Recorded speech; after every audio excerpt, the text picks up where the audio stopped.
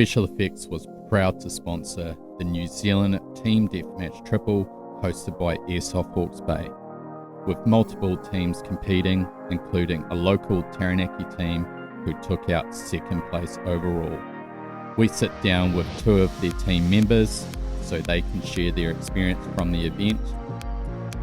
Special Effects is proud to introduce Chris and Splatz to the podcast. All right, carry on. All right, Let's stop this. We're going down a rabbit hole. Let's hit record and let's get this done. All right, All right. cool.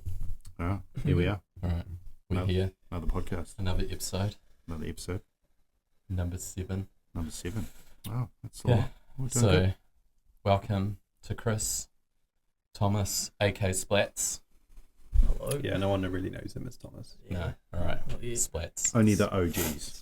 Only the OGs. And myself, Jono, of course. Jono and Jono. Jono, we make it easy. So we obviously, what is it now? 3 weeks ago? Yeah, 3 weeks. Yeah, we went to New Zealand TDM Triple. So we'll rip into that shortly. But I thought a really good way to get things started would be if Chris, you shared your Airsoft background, because I think this all plays into what was 3 weeks ago with the TDM Triple. So what is your Airsoft journey, Chris? So my Airsoft journey started, about 14 years ago, something like that, back in the UK. My first game was for a mate's birthday. Borrowed a really dodgy MP5. Yeah. Got shot to shit basically for a good period of the game, Hmm. but I loved it. And then that was basically it. And then after that, about 2 weeks later, I bought my first rifle, which happened to be another MP5. That was my first ever. I think it was a Cymer MP5 that I got out of the box, and it was shooting at about 500 FPS out of the box. Had to quickly learn how to chop down springs, just so I could play with it. So my journey basically started in my local woodland site, just in South Wales, back in the UK, and then kind of graduated on from there pretty quickly, joining my first team kind of within sort of 6 months, because teams are pretty big over there. I know that a lot of teams tend to travel around, play in different sites, things like that. So, we did everything from woodland, urban, CQB, milsims. The UK is probably about 10 years further along than sort of the New Zealand Airsoft community. That's generous. Yeah. I was probably thinking It's more like pretty 15, maybe 20. But we're real lucky, like I've been able to play in military installations like pretty regularly. Like we would have milsims kind of in sort of weekend events for 36 hours in military training villages, which was pretty epic. Kind of that's almost the pinnacle of where you can play. Wow. Kind of in my history, and there were some sort of insane events that I've been to kind of on that basis. It's bullshit, basically. It's bullshit when you look at the New Zealand community, and kind of what you can and can't do here. It almost seems a bit more relaxed kind of in the UK than it is here, in regards to kind of how they run events, and you kind of there's a bunch of event companies, so kind of you look in New Zealand and you think there's maybe one or two that I personally know of that are actually actively running events, and whereas you go back to the UK and there's probably half a dozen. Yep. And we had this conversation before, which was like the UK is like heavily commercial. Yeah, so I guess the most major difference is, and something I've had to get my head around, and I think I still am, is all the sites pretty much, bar maybe one or two in New Zealand, are all run by clubs, right? And that comes with its own set of challenges that I think we all know. Most sites in the UK are commercial. In fact, pretty much all of them are commercial, which has its pros and its its pros and cons essentially. The pros obviously are you're paying people to maintain a site. Yeah. Which you look at the New Zealand sites, and I've been to a few now, and I've been lucky to travel around and go to a couple. Some are great, some maybe not so great. Some are being maintained well, some are not being maintained well. But that's just what you get with it's basically a roll of the dice, right? When you get a committee up and running and you have volunteers. Yeah. so that is something that's a learning thing for me, and figuring out kind of where I want to go in my airsoft journey in New Zealand. Yeah, cool. Right now I'm pretty happy. Like there's some cool stuff happening this year, especially. The events list is pretty long this year. Some hosted by you guys, a lot of others going on as well, like one dayers. So yeah, there's quite a big difference, I would say. I guess moving on, like my airsoft career went from sort of just your one dayers turning up to game days. Then I got heavily involved in milsims, so I would pretty much the team I was involved with at the time would solely just be milsims. We all heavily invested in our rifles, so we all went Systemas, Systema PTWs, which at the time, and they still sort of are, they're like the creme de la creme of AEGs essentially. So we pretty much all invested in them. So we had about 7 of us running them. So we kind of rock up to sites and we just had the advantage instantly, which was always great. And then within about a year, HPA kind of arrived. And a lot of us started putting down our PTWs and started building HPA units with kind of the OG fusion engines before any of the kind of jacks and Infernos arrived. So then we all switched to HPAs. And then everyone hated us when we all switched to HPAs. Yeah. HPA players, they are there to be hated. Yeah. And then we just continued and we just had fun for years, just milsimming. You travel a lot in the UK, so it was very normal for teams to just kind of like get up and go, plan a weekend, hit up 2 sites during a Saturday and Sunday, travel away, play 2 sites, get loads of experience from all those sites, and just have a laugh while you're doing it. Cool. Whereas you find here, players don't really like to travel that much, and we've seen that from the events that have already run this year. Like us and the triples, like we were the only out of region team there. For example. Players are very, especially when it's a new event as well. Yeah, right. Players are real hesitant. You got to prove to them why they should travel. Like it's like, even if it looks, there's some unique situations where like you can put it on paper and they can go, oh man, this is just so over the top. Like I have to go, but for the most part, people are like, meh. We'll wait until someone else is the guinea pig and goes and comes back and goes, oh man, that was so awesome.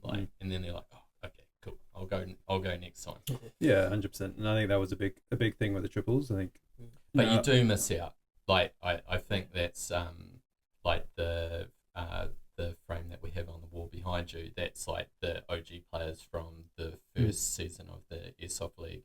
And the thing is, by taking that risk, if you want to call it that, you get to be that player base. Like you get to be the originals, and like,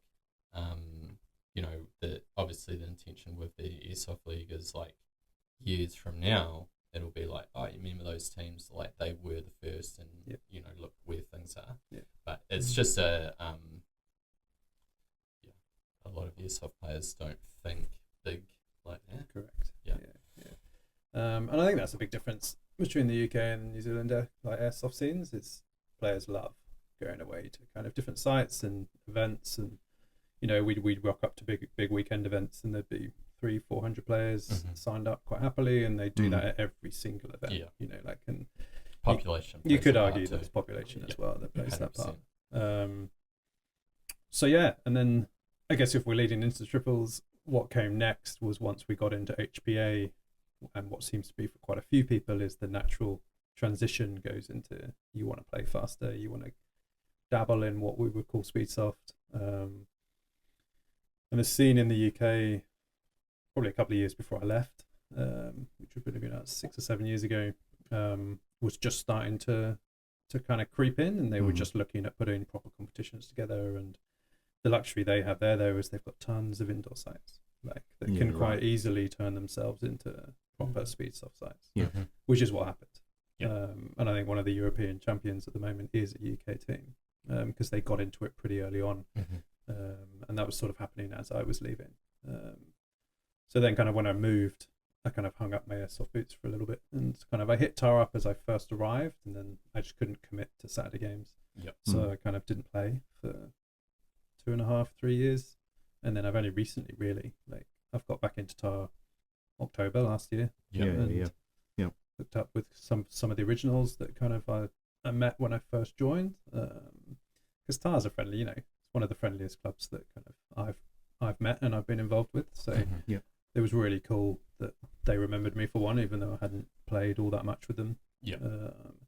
And then I've just kind of dived head first back into Airsoft and met Splatz and met a bunch of other really cool people, and that's it really. But I've had the pleasure of being involved in some pretty cool events in the past. Nice. We've talked earlier, Sterling Airsoft, which you could easily say are the best airsoft event creators and promoters probably globally. They're one of the top. And we were playing four or five of their events every year. And they're awesome, and they run their own airsoft team that they're to be feared basically. They're a pretty tight unit. Badass, and what they train, it's run by two ex special forces. And so they know their shit basically. That's fine. How about you, Splatz? Me, Where does the journey start? It's kind of like when I came out of the womb. So it's got to be there a long time, eh? How did speed stuff gone up? Well, there's your whole dad side of it as well. Airsoft. I started playing 12 years ago now. I think 13 years ago, something like that. Because how old were you when you first started? Well, is it 12? Was it I think it was the 12. limit? Literally the age limit, right? Yeah. I tried to push 11, but it wasn't. Dad's allowed, all right, it's time to get out, it's done. Yeah. But I suppose prior to that, you were around it. Yeah. It was always there. Sit at the door every day waiting for Dad to come home so I could So- listen to Airsoft and see him in his camo. Yeah. With all his guns. So to kind of paint the scene, your dad was playing with tar. Yeah, so my dad is 1 ton. He pretty much started tar with Sheed, I think. It was Sheed. And it's just kind of growing from there. They had a group of friends. They decided they wanted to shoot each other on the weekend. He used to play with BB guns that you could buy from somewhere locally. And Those springers. yeah. It's like the $2 store on the corner. Yeah, pretty much. And just get a bunch of friends and shoot each other. And then one of the fellas realised, we can order in from overseas. So they got some Mark 1 pistols and found the Joneses and started shooting each other on the lower field. Weren't they real hot guns? 450 feet per second or something, point blank, and coming home with bleeders every day. Oh my god. Pretty ruthless, eh? And But then just loving it. Yeah.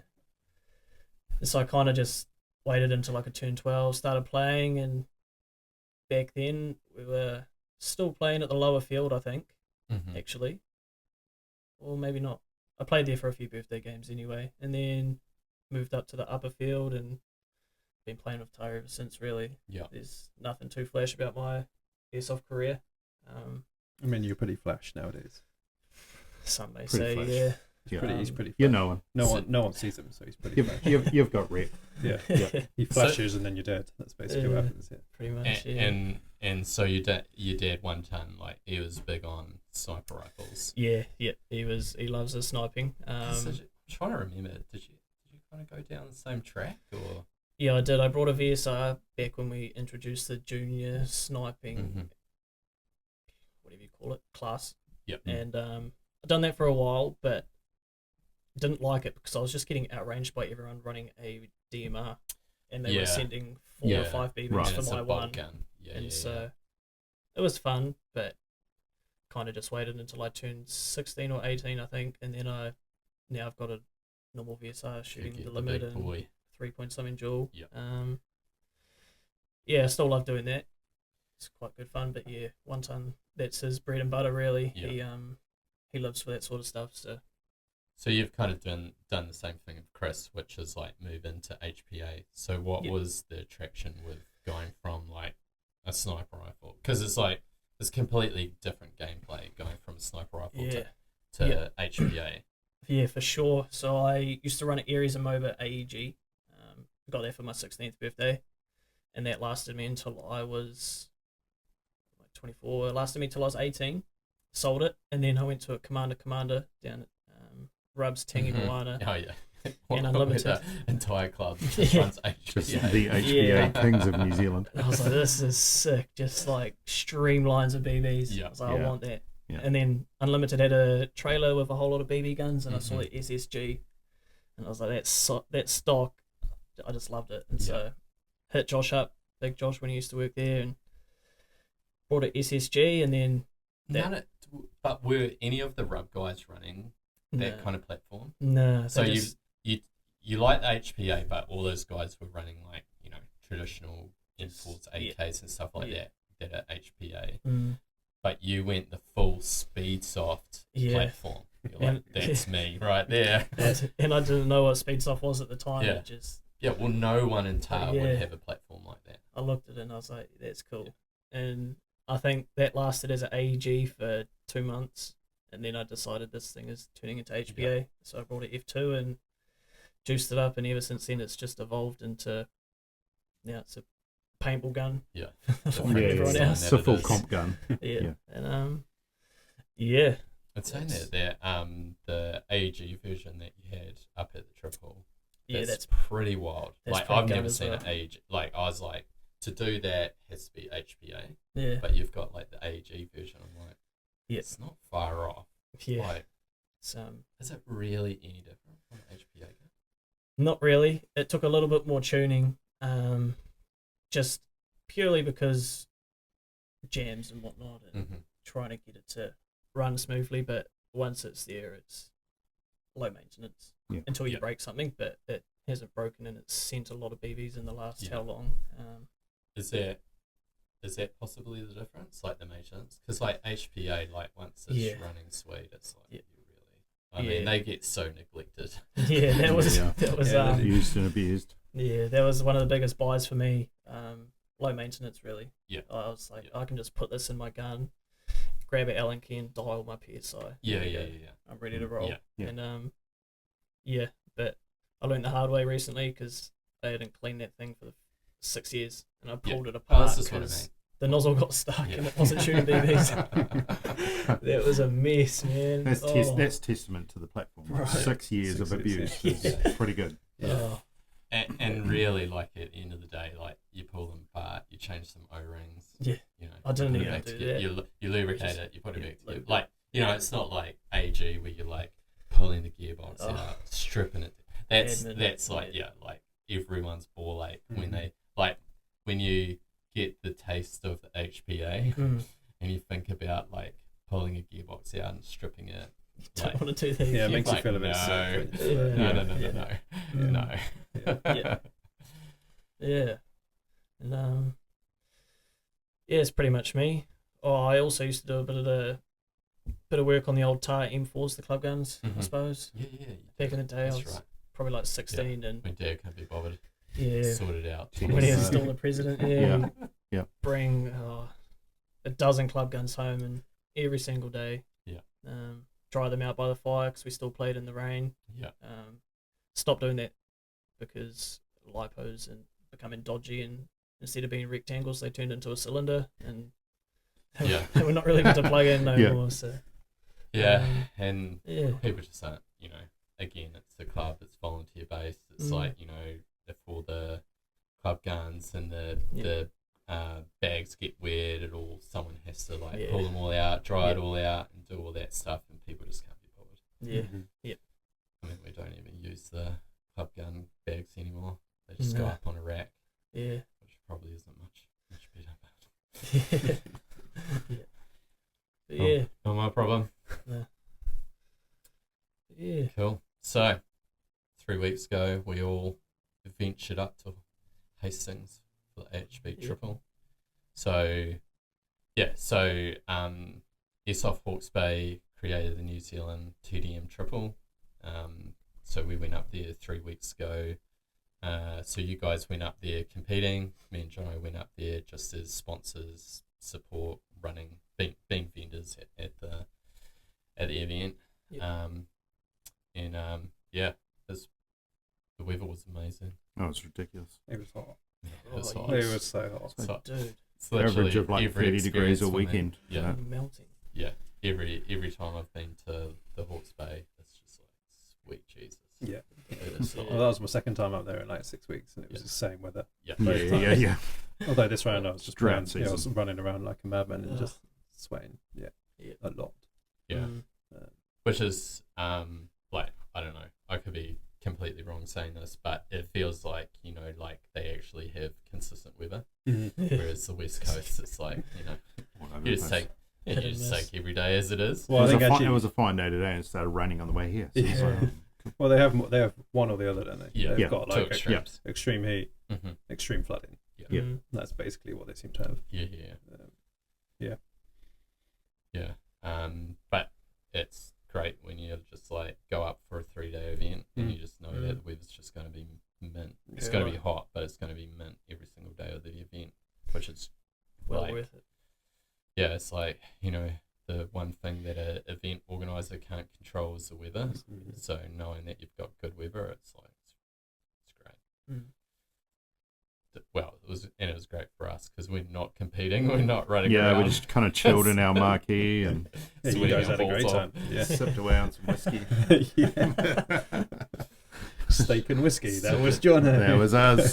Steak on and the- whiskey. Sipping on the waters. Yeah. So how do you guys find it?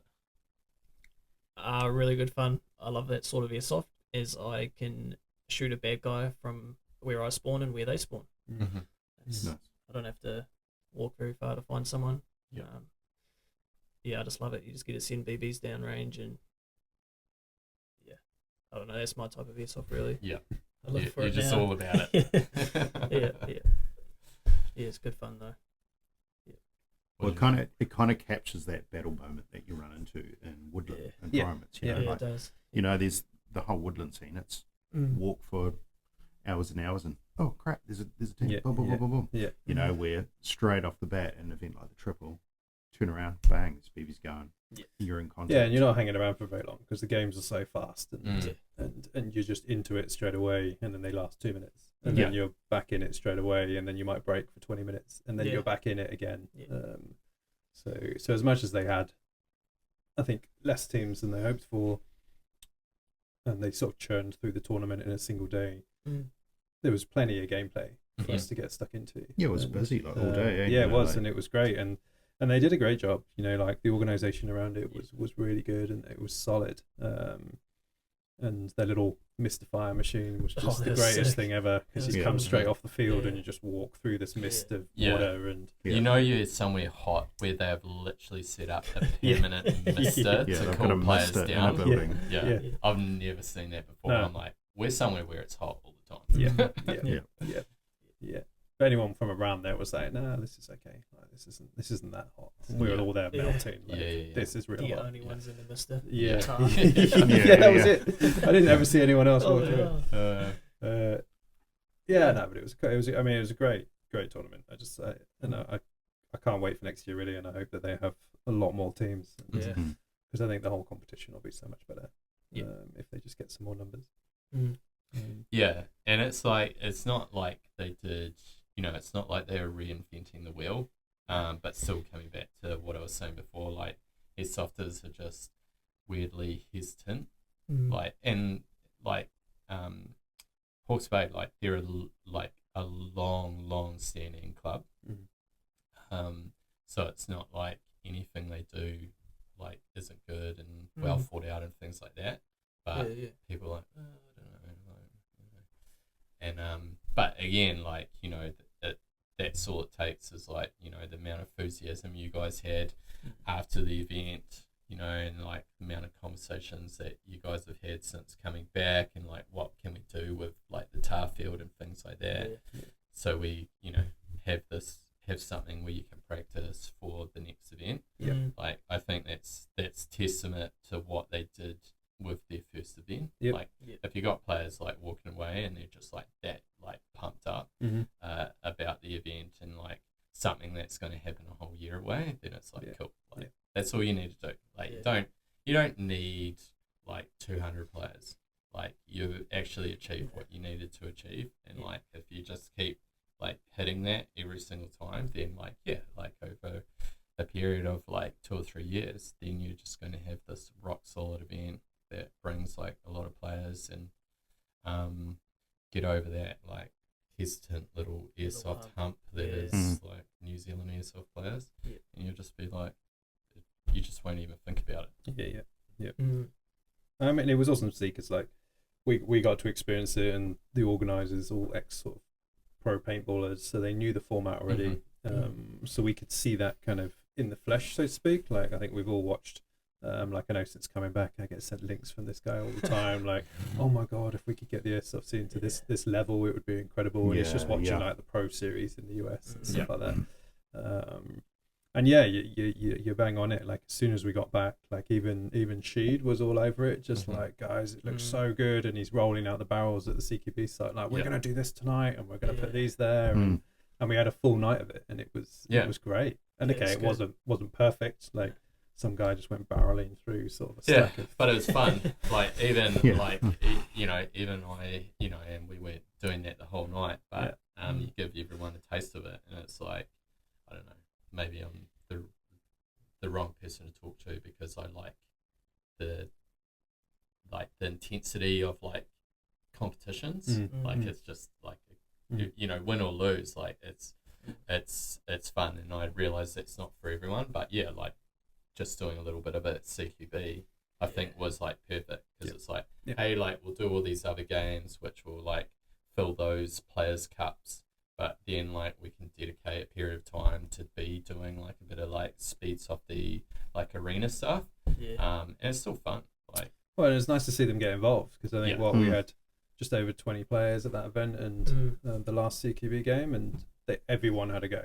Like no one was like, oh, I don't really want to do it. They all just gave it a crack. And kind of shows the demands there, right? You know, like there's that like, oh, this looks interesting. I'm gonna check this out. Well, it's something different, isn't it? I mean, you look at most of the sites in New Zealand, the majority are woodland. Right? Yes, that's just what they are. Somebody's got a granddad who owns this ginormous farm, and bang, a club's got an airsoft field.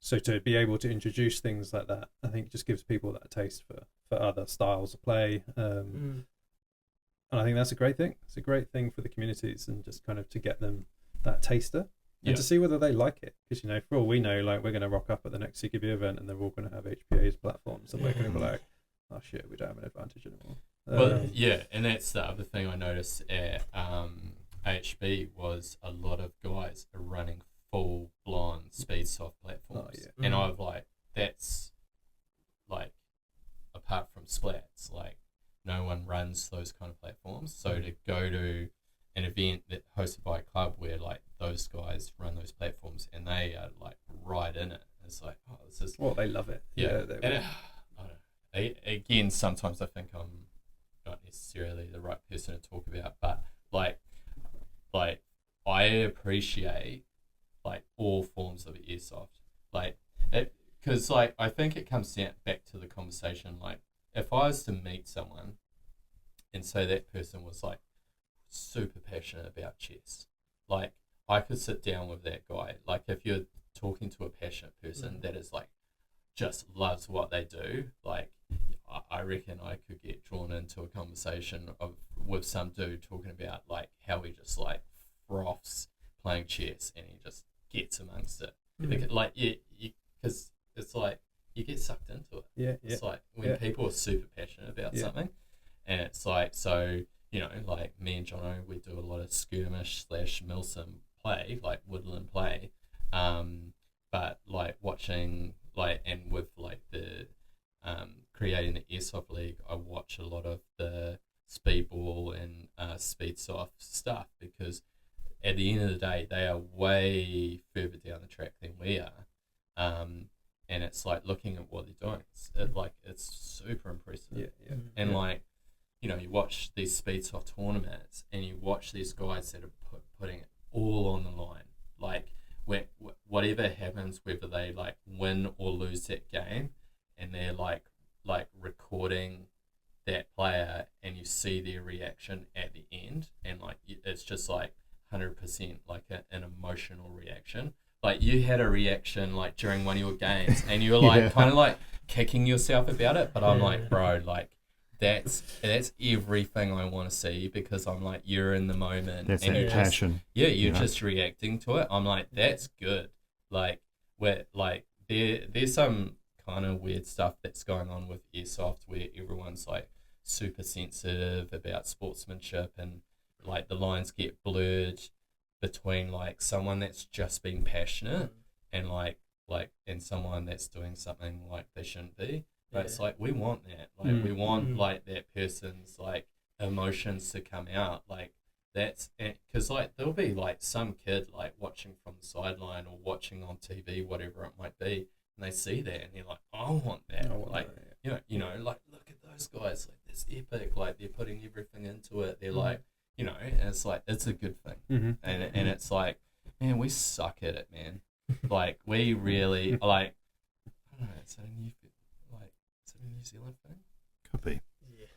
Yeah. But Pretty like cagey. in rugby, they got pretty like emotional. Oh, about yeah. What was going on? Yeah. I don't know. Like I think Airsoft is just trying to be tough. it's like tough, or we're just too scared to like just show emotion because someone might confuse it for like bad sportsmanship. I don't know. Like, but like I actually really liked like how you were in the moment. And you're like, you know, you weren't happy about like the situation, and you were like, oh man, like, but I'm like, fuck yeah, like, you know, because I'm like, if I was like a coach and like say I was like your guys' coach, I'd be like super stoked because I'm like, right now, Splatz has given me 100%, and I can see it by his reaction versus like someone that's just like, I don't Move care. on. Like, you know. So who cares, coach? Like, Yeah. get over here. Yeah. So I thought it's really good, and I think we could learn a lot from Splatz. Try Your passion. Your passion. Your We need passion. more passion. The passion guy. passion. Don't know. Well, we had a rough start. That was kind of why it started, I think, and we got super down after the first couple of rounds because we just didn't take my mask off when we came back to the safe zone. It was tinted and no one could see how frustrated my face was. So I kept it on. I was like, man, we are. Well, I remember you guys coming up to the marquee and trying to have a brief conversation, and you're just like, nah. And all of you just like wandered off to the cars to have that quick meeting, let's get around, let's have a yarn, let's figure it out. Yeah, it was a. I think it was a shock for us that we'd had such a bad opener. We came in with high expectations. Yeah. And to go 0-4 at the start of the day, lose the first 4 games was. Well, I suppose you're going up against the local dudes. Yep. It's not on my cards anyway. We play there a lot. Yeah, and I think that's what we. And they're very invested in that style of play. You know? Yeah. And I think that night, that day, I think we just had to kind of just G ourselves up and just be like, we're all good. We've had the first taster. Is it safe to say that, you know, half the team haven't really experienced Speed QB at its full capacity? You know, like you guys have been a bit more exposed to it than the likes of John Z and things like that. The closest thing to You've always played a real fast style gameplay naturally. But again, it's like it's not, which is true. Like you kind of have that play style, but you're playing it in a woodland environment. Whereas like the setup at the TDM triple, like totally it's different. Far from that, and it's 2-minute games. It's just balls to the wall. 2 minutes. It doesn't seem like 2 minutes. It seems way longer than that. So to kind of like it was good, dude. Like I mean, like you guys could have come last, and it still be like a fair representation of the fact that like you guys are in a super unfamiliar environment, and the only way you guys were gonna like push up the leaderboard is just grinding it out and like we had to win out, figuring it out. Like, and I think it's like awesome because it was like like we haven't made a good start, which I think was like actually not unreasonable at all given the situation. But you guys just like fucking figured it out and just started like chipping away at it the whole time. Yeah, like it was like the TDM triple, the format, like it's real entertaining. Like, I mean, obviously for us, like, you know, we're like invested in what you guys are doing, so it's like even for us just watching from the sideline, it's like, oh man, like, You know, it's like you're trying not to get Choked up. too invested in it because it's like, you know, like You're losing, man. It's like I'm going home. yeah, and it's like, all right, we just need to like let these guys just like Man, we figure felt like this that. out. I think one of us made the comment after we went down 0-4. I think one of us said, "We've come all this way just to fucking lose it all." Yeah. And I was we not were just happy, like, yeah. "Nah, that's not happening. Like Yeah. we've travelled all this way, and Mm. and we've just got to figure it out." And luckily we did. And It was cool as spectators to see that shift. Yeah. You know, like we saw that play out. You know, it was great. Yeah. And then there was the one moment where, like, you from the sidelines, like, my gun went down during that one game, and Jono's just at the fucking sidelines. Oh, like, dude, just I like- was just Yeah. like, it's so devastating. I'm like, oh, what do you do? Like, it's Yeah. just, and you were like, I don't know what to do in this situation. And I'm like, just stay there, like, because it's like, then it's like smoking mirrors, right? It's like, what did they know versus what you know, Yeah. and like, it's just I like, had no idea. I was screaming at him to try and Yeah. push up, and he's still sitting at the back, and I was like, what is he doing? And there's me going, I don't want to say anything because the Yeah. team knows Yeah, that my gun's yeah, come yeah, down. yeah. He wasn't like, replying. yeah. I knew Yeah, he yeah. was there. And Yeah. I was losing it at you, and Mm. mentally, I wasn't trying to yell at you. I was like, come on, Chris. but you're like, you're like, where the fuck is Chris? And like, Yeah. you're right. Like the arenas are so small. Like if Chris says something, They know. like they are going to know. Mm. And it's like the most intense game ever in a small area. Like it's like sharks just like smelling blood. Like Yeah. if they get if His they guns down. hear anything to the that gives them the idea Attack. that Chris can't do Worry anything, about it. they're just gonna go in there and like just eat you alive. Yeah. Yep. Yeah, it was like that.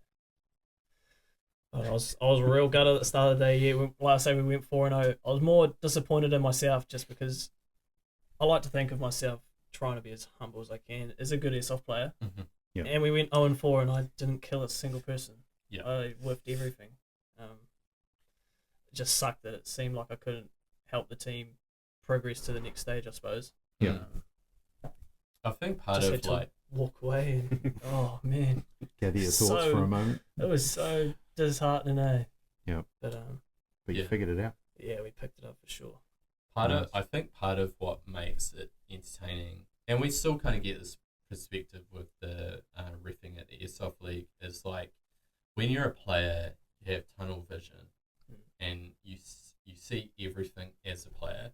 But when you're one person back as like a just someone watching or a ref or marshal, whatever it might be, you get this like almost third person perspective on like what is happening in the game. And it's like when you're like objectively watching the game, and because basically like it's a game of chess, but the problem is like the chess pieces shoot and they can hit another chess piece, and it's like, dude, like when you watch it, it's like timing. Yeah. And if you time it right, like you get like a position. But if you time it even from like a split second wrong, Mhm. like a BB clips your elbow. Mm-hmm. Like, and you watching you play, you're super tucked in. Yeah. But it's like if you adjust if you just move at the wrong time, the BB just clips you in the elbow. And if you just like moved like ahead of time or held back, like it would have missed.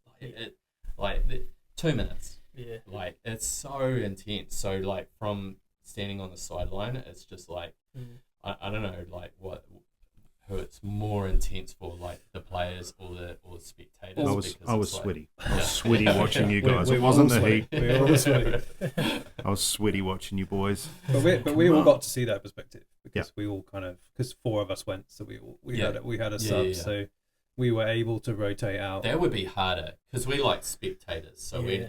we know our Yeah, our it was place. rough because when you're playing, when you're at the sideline, knowing full well that you can't say anything, and you're Yeah. watching It unfold. either you not take the advantage on killing this guy when you could easily hit him right now, or the other way around, you're showing yourself too much and this guy's about to see Yeah, his yeah, yeah. Yeah.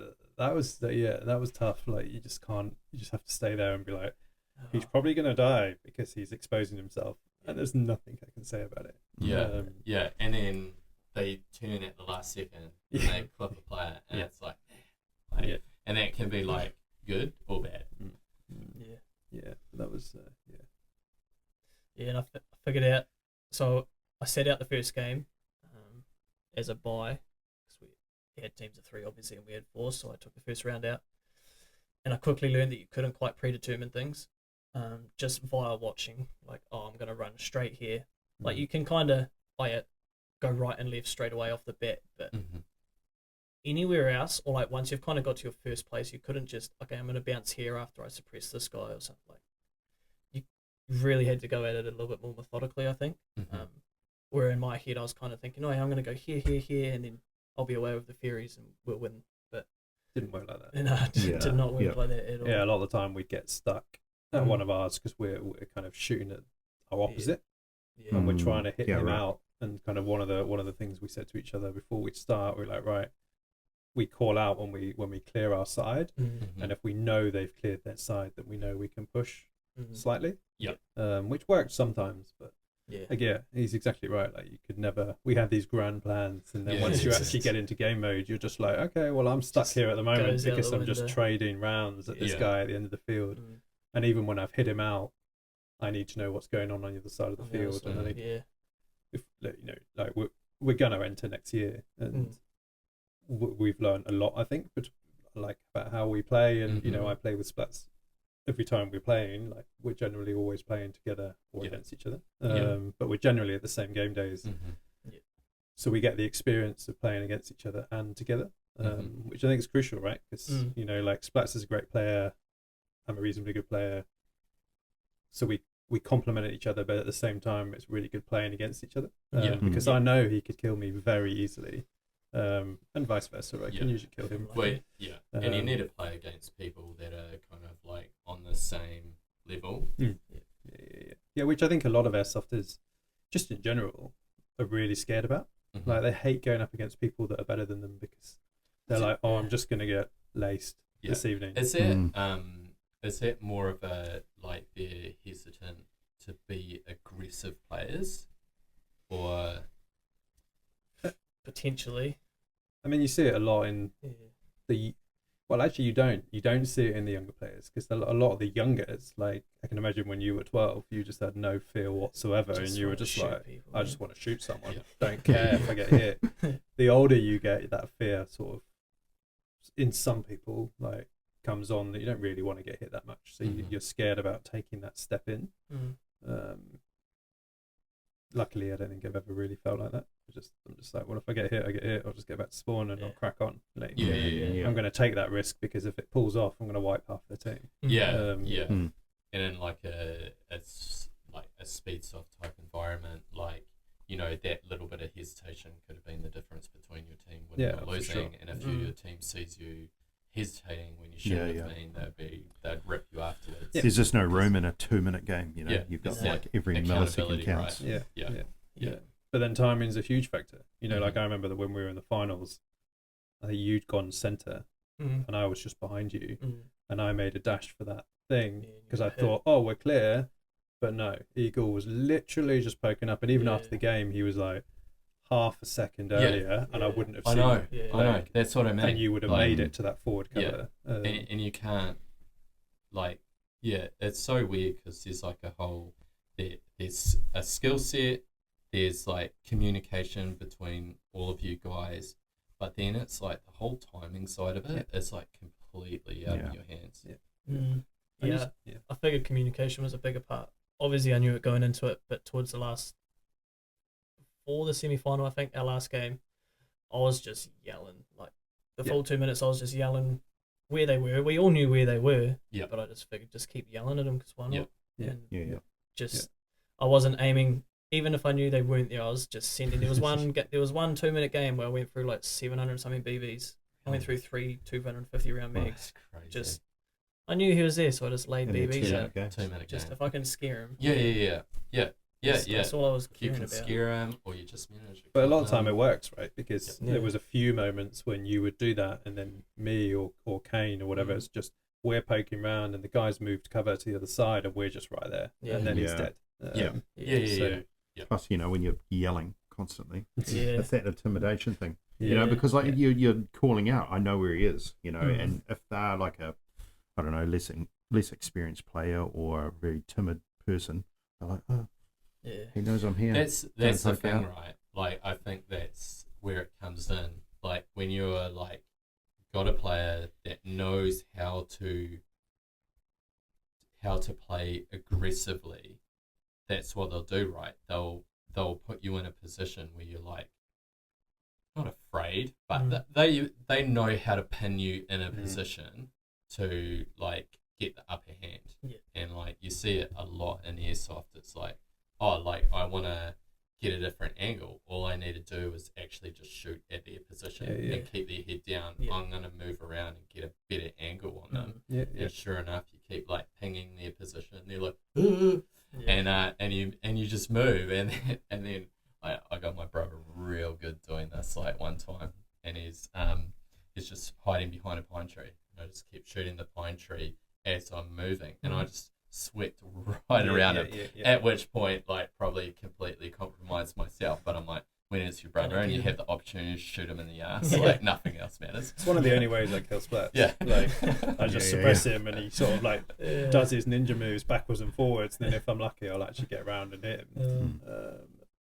But that's the only way I'll kill him. Yeah. Like Yeah. I won't kill him on an open field because usually I'm just getting 700 BBs coming my way. Like, And it's like, but as soon as you ignore, like, if you understand what a player is doing, like, then it's like, it's actually not a big deal. Yeah. It's like, oh, I see what Splatz is doing. Yeah. Yeah. Like, I need to make a decision on how I can get myself out of this before I get, like, totally screwed. And there's nowhere to go. Yeah. I don't mind the whole. I find it's like, where do you draw the line of don't be the dick with like me sending X amount of BBs downrange? But it is such an effective way in my mind to just suppression's a tool, suppression. It is. But then I also hate the fact, I noticed it when we'd done the barrels at CQB the other day. I don't know, there must have been one guy left, and I was just slamming BBs into him, and I was doing it at triples too. Wasn't aiming to hit him purposely. I was aiming to actually shoot the thing he was hiding behind until he peeked, and then quickly try snap on, snap off, like so you don't overshoot. Because I hate overshooting. When it happens to me, it's like the worst. So I hate doing it to other people, and that's the one thing I always try and avoid, especially because I can do such a high rate of fire on semi. I hate when I put more than 3 or 4 BBs into someone. It's like, I feel bad for them. Then they just kind of build a wall up, like, oh, Airsoft sucks. Yeah, but you're always the first one to say something. Like, apologise if you have done it. Have they played paintball? Overshooting is just normal in paintball. And It's standard. like we all know what paintballs feel like. Yeah. You know, Yeah, they tickle those ones. Yeah, and they'll shoot you. You look at pro paintball, like they just don't get off the trigger. They're always smash you. Just walk that thing. Yeah. But you look at, They're reloading while shooting. So, you look at the pro airsoft; it's very similar. Yeah. Like they're never off the triggers. It's just streams going downfield. Yeah. They're not even shooting anyone in particular. They're just hoping to catch someone out of cover. Yeah. But you know, at the same time, like airsoft is airsoft, and sometimes it hurts. You gotta And expect it's it. just, it's just the way it goes. That's why we play. Yeah. It's not why we play, but it's a part of why we play, I suppose. Yeah. Well, it's Comes with the territory. Yeah. Well, sometimes you can go an entire like day and none of it hurts, Not and then really good, other yeah. days it's just like they just get you in all the sweet spots. Well, the weekend just gone. Like I can't single out any hit that I took Yeah. that hurt at all. Like, And to be honest, the same with triples, actually. That's true. I can't pinpoint anything that And like really stung. yeah, the actual event itself, most times I found myself getting shot, I was from quite far away. Not quite far away, but not point blank. Yeah. Until we started playing the skirmish games afterwards, and then it was like, oh yeah, you walk into a building and this dude is just like, ouch. But that's expected. I don't mind it. puts a smile on my face. Yeah. I'm like, yeah, thank you. Yeah. Yeah. But it's funny you say that, because like you could look at you know, the intensity of like a Speedsoft environment and go, oh man, that's like, man, it must hurt. You guys must just get ripped up. And you're like, nah, during the competition wasn't you know, wasn't an issue. Wasn't until I was just playing you know, normal outdoor skirmish games and I'm just getting going. you're getting lit up. But you also find, like, since we've been playing, like, doing competing stuff this year, and it's the same in the NZAL. Like, you get into engagements, and it's the same. It was exactly the same. The triples, like, once they'd hit you, there was a lot of trigger discipline. So they weren't overshooting. They saw you hit, they stopped. Yeah. Like when you're at regular game days, like, doesn't really ever happen. Yeah, that much. because I mean, like, yeah. Someone will overshoot you. You'll get annoyed. You might have to go and take 5 minutes. But,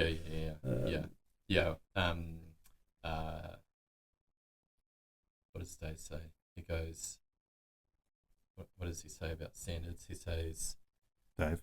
Yeah, from Zulu. Yep, I know what you're trying to say. It's like I talk about it all the time. Now I can't remember. But it is somewhere along the lines of you only have standards if you uphold them. And the thing is, a lot of, you know, casual club games, it's like, yeah, you have rules and you're making sure people aren't being dicks and things like that. But you know, a lot of things, it's a lot of flexibility, and as long as people aren't getting too upset, we won't kind of worry about it. But once you get into a competition format like the TDM triples or the New Zealand Airsoft League, it's like, all right, now we're in an environment where they're upholding standards. And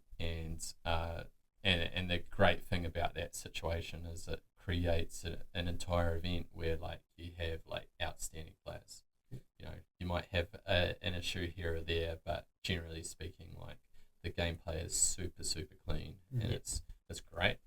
Like, you know, and there's no bullshit. Like, and you're always going to get accidents, right? Like we had one where we ended up getting the round overturned because I was positive I'd hit this, and it was one of the young guns. And it was the younger team, who were awesome, by the way. You know, for a team that age, the podium was just insane to watch them play. Had to play them in the semis, and the way it ended up working was they had a previous game, and between them and the Speedhawks, we were like, we want to play the Speedhawks because Young Guns handed it to us in the first round. Did not want to play them. But we only got it overturned because they beat us, but then I was like, I'm sure I hit him, and nothing. You know, he didn't take it, and then we ended up losing. But then Kane was videoing, and he got it all on camera, and he was like, "Dude, you hit him!" Like, but it was a complete accident. Like, I think I hit him in his hose, and then it bounced off and hit him. Still part of his kit, right? And I'm still hitting him. Hose was like right here, so if he had no hose, it was going to get him anyway. Hose was still part of your kit. And you know, and there's that element that he just didn't feel it. Like, and that's fair game. But then the marshals were good enough that we just showed them the footage, and they went, you clearly hit him. So they overturned the game rule, because if I'd killed him, potentially we would have won the round. So which is exactly what you want out of an event. Like, that's perfect. It's like you put all these things in place, not with the intention that you want to use them, but they're there. So, like, you're a tool of the game. That situation arises, like, you've got these things in place, and it's good. I think our only feedback for the triples, which we kind of all agreed on, was because of the you know, they wanted to cap out at 20 teams, right, which they didn't get. A lot of games. Let's hope they get a lot more less next year. But kind of our feedback on the day was sort of like, well, let's prolong this, and why don't you just make it like a double elimination, right? So we get to play everybody twice. And then you get the feel for it. You get a bit more experience. And they listened. I mean, they didn't go for it. But I think the main reason they didn't go for it is, like you said, we're the only out of town team, and so they play there on the every weekend. And it's kind of just what they do. It was a different field, obviously, but that's what they do every Saturday. And I don't blame them. It was pretty funny though, because he kind of agreed to it, and he said, if all the other teams agree, we'll do it. All good. None of them agreed because of their current positionings. That was. And we weren't. I mean, we were in like We did. fourth at that Yeah, point yeah, or yeah. something, and we And were it- like, let's play more, let's So play they're- more. they're Yeah. protecting That their wasn't my position. I didn't think about that, and that wasn't my reason to wanting to play more. I was Yep. my thought was like, oh, I've driven all the way here from Yeah, Taranaki. yeah, I yeah. came to shoot Yeah. people, You want to Yeah. do 2 days of Yeah. competition. and I There's 4 didn't teams. know about the skirmish games after. Yep. And so I was like, oh, I've come here for Yeah, 4 yeah. games. Mm. Yeah, we did play skirmish 4 games, so that was good. 2-minute games. Yeah, 8 minutes of airsoft. But then what was amusing is all the Yeah. teams that said, oh, but we don't want to do it because we might lose our positioning, right? Yeah. And then they lost their positioning anyway. Yep. So, Yep. and then And we then were they were able, yeah. kind of keen to do a round 2 Yeah. after it ended. It was like, oh, we might have been able to crawl our way And back. we're just like, nah, we Nah, we It was, good. it was actually a mental tactic. You Yeah. just wanted Yeah, that to was it, break yeah. into their Just brains. messing with people. Yeah. it's like that reverse psychiatry, that kind of. Yeah. Yeah. What did you $2. guys think about the fields? Sick. Yeah, We need one. yeah. Yeah. That's what I reckon. I've heard more. And Was to there have- was there a lot? Did it feel a lot different between the 2 fields that they were running? It's obviously Yes similar and kind no. of layouts. yes but and no, like- they were pretty similar though. Yeah, like same layout, same idea, but obviously they had run around with a measuring tape and this is this far away from. That was my only. Yeah, I- like we I did, didn't care, We but did you could- notice that the yeah. back 3 especially Yeah. were different distances on both fields. Yeah, Right. So it'd and take even you on different ends of the same field. Yeah. So like if you're breaking out left and right, it would take you longer on one of the fields or one of the ends to get there than it would at the other end. Mhm. But I I'm mean, not worried though, it didn't really matter because you got to because play we both got to ends. switch the other end. Yeah. So Yeah. Yeah. Yeah, the field's pretty sick.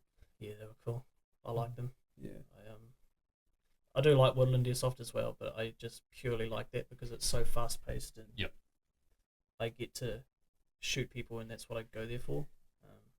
You can go walking through the woodland and someone's sitting there in the gilly and bang, now Yeah. I got a 5-minute bleed out Yeah, yeah. and no medic comes to me, okay, now I got a 2-minute walk back to spawn and then I go do this again. Yep. It's just Yep. I do love Woodland as well, but if I had to pick between the two, Yeah. it's gonna be Yeah. CQB. Yeah, if you can only do Just- one for the rest of your life, Yeah. Yeah. which is totally fair. But then you miss out on the likes of Faction Wars and Armored Fury and the rest of it. But Yeah, but they're different events, aren't they? Yeah. Different they're, kettle of fish.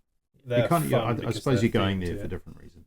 Yeah, precisely. And I think that's why I kind of I pushed so hard for TAR to get the CQB field up and running because it's so spoilt coming from the UK and the fields that we can play on that Mhm. urban became my jam, and that's Yeah, what yeah, I yeah. really loved doing. Yeah. So then when I came to TAR and was like, oh, they've just got a woodland site, I was like, well, maybe I'll go every other game because otherwise I'm just gonna get bored. And Yeah. and I'm like Splatz, like I don't enjoy gameplay that I wander around for 15 minutes, 20 minutes just to get into an engagement, and then maybe I die, and then I've got another 20 minutes before I find another engagement. Yeah. Like, it's just not something I enjoy on a regular game day. Mhm. Yeah. Put me in a milsim and happy days, you know, Yeah, like yeah. I'll happily do that. But yeah, I mean, CQB urban style is Variety. what I enjoy. Keep it fresh. Yeah. And getting instant gratification because you're getting into gunfights, like Yeah. which is something we had to learn at the league, like very quickly Mhm. on our first day there. So, Yeah. which was the hardest learning curve for that, I think. And obviously now that we've got the CQB field up and running on a regular basis and things like that, like it's weird because like obviously for you coming from the UK and like what you were able to do and go see and experience over there, like in New Zealand having a 12 hectare outdoor field and then a CQB field within I don't know, like 15 minutes of each other, is like for a club to have that, they're pretty spoiled. Yeah. But it's very far from like the UK. No, but it's but the thing I love about it is it's all still so raw that you can see the potential growth. Like, and that's I think what excites me more is that I joined the airsoft communities in the UK when they were already fully established and they had all these sites, and I was able to jump into a 36-hour milsim the next day if I wanted to after I first started. Whereas here you can see the people that are really wanting to build these events, and it could be anything: triples, faction wars, the league, like nationals. It could be anything. So it's fun to watch it grow and to be involved from day dot.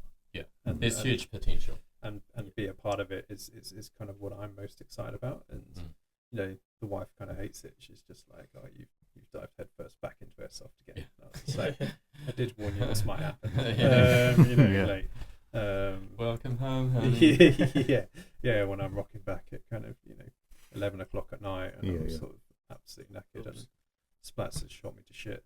Like that's part of it, and that's the fun. It could be the opposite, where it's like you're just sitting moping around at home, and it's like you need to go do something.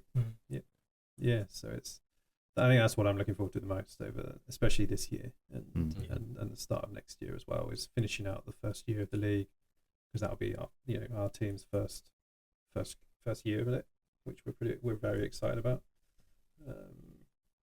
Seeing the other events, which I'm gutted I'm missing, because I can't do faction wars, I can't do commander, so now I have to wait until potentially round 2 of the league will be my next event. Which I'm a bit gutted about, but it is what it is. It's only because your mum's coming all the way from the UK. I know. Better look after mum. Although you've promised me burritos at faction wars, so I'm going to get a burrito. Come have a lunch date with mum. Yeah, well, Peak hour. Just tell her I'm going to take you out for a burrito. Oh my god, Mum, I know these we're going guys. for burritos. We know the place. Burritos. Yeah. Just have to wear iPro when we get there. I'll take one of Splatz's masks and just get your name. Just chuck it. This isn't weird at all, Mum. Yeah, right. It's just normal cafe stuff. But look at the view. Yeah. Beautiful mountain views. Yeah. Sit inside or outside. Yeah, no, but that's what I'm really looking forward to this year. Is just watching it grow and getting people on board. And the CQB site that we've opened up is part of that. That's part of that growth, and I'm lucky enough to be in that position that I can influence that growth. And yeah, I've got some dream plans that I want to make in that site. And cool. Yeah.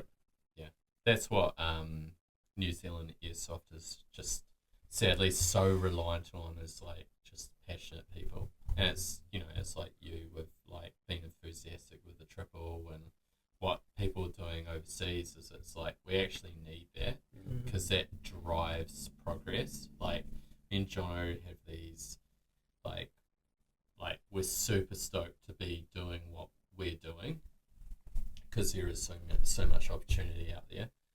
But we do have moments where we're like, God damn, like we could have been doing this like 15 years ago. It's and in that moment it's like really frustrating because we're so far behind. But all you really need at the end of the day is to be surrounded by people that are like super passionate and enthusiastic, because they are the people, like me and John are two dudes, that probably piss our wives and kids off a lot with everything that we do, and now I'm distracted by the helicopter flying over my house. It's just a bit of OPAF prep. Yeah. Just gotta. Do you know what we're doing right now? Just got a helicopter fly over. It'll be the rescue helicopter, so they're probably doing far more important things than what we're doing right now. But but like if we can just be like surrounded by people that are like on the same level, that want progress and are pushing for that, then like we're in a good place. It's just when you're like sitting there talking to people that are like, just, this is shit. Yeah, it's like, cool, man. But I'm not going to do anything about it. Yeah. Just going to bitch and moan about it. It's like the AHB guys. Yes, they were a little bit gutted that they didn't get the turnout that they were hoping for their first ever round, but they put themselves out there. They're like, no one else is doing this kind of format. Let's just be those guys.